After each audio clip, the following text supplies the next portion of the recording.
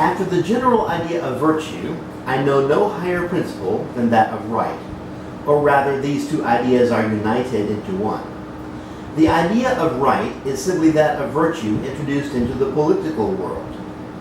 It was the idea of right which enabled men to define anarchy and tyranny, and which taught them how to be independent without arrogance and to obey without servility. The man who submits to violence is debased by his servility. But when he submits to that right of authority which he acknowledges in a fellow creature, he rises in some measure above the person who gives the command. There are no great men without virtue, and there are no great nations. It may also be added there would be no society without respect for right.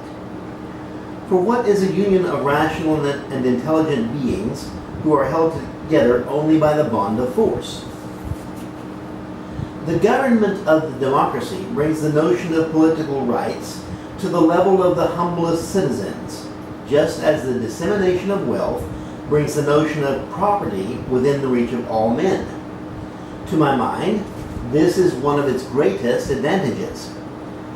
I do not say it is easy to teach men how to exercise political rights, but I maintain that when it is possible, the effects which result from it are highly important, and I add that if there ever was a time at which such an attempt ought to be made, that time is now.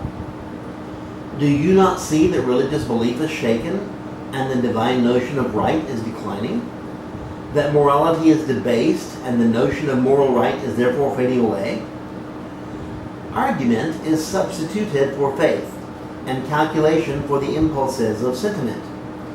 If, in the midst of this general disruption, you do not succeed in connecting the notion of right with that of private interest, which is the only immutable point in the human heart, what means will you have of governing the world except by fear?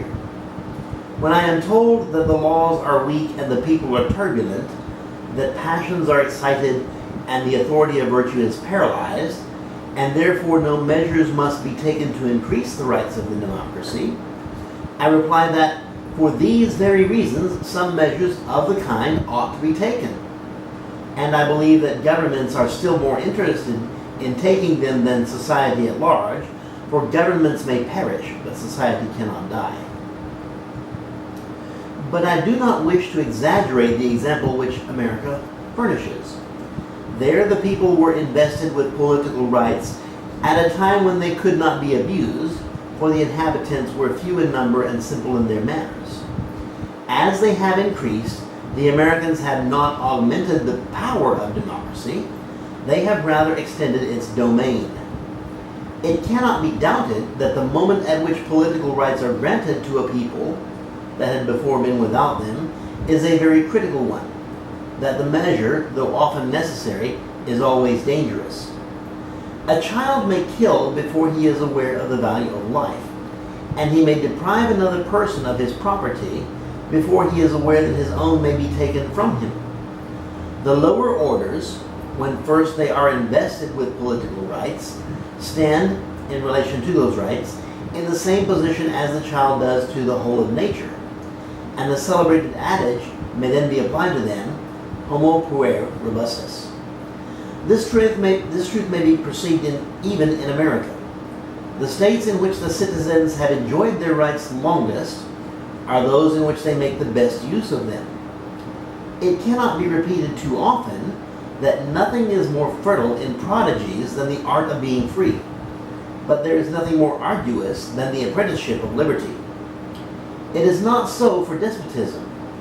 Despotism often promises to make amends for 1,000 previous ills.